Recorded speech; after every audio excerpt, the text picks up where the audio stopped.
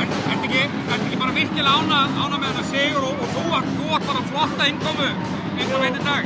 Bara mjög gott að taka leikinn núna.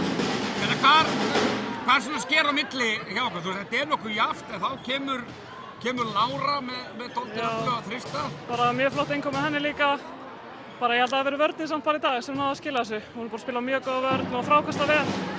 Ég held að það hafi bara verið munurinn í dag. Já, menna vörnin var svakalega góð í þriðja.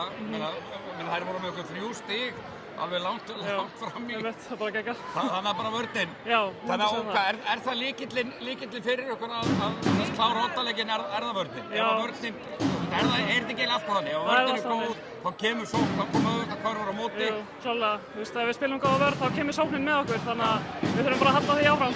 Já. Hvernig fílar þið hérna í Njarðvík? Það er bara mjög gott að vera í Njarðvík. Skiptir núna áramótin eða ekki? Jú, skiptum áramótin. Ég bara leið vel í Keflavík en bara ákvað að breyta þess til. Já.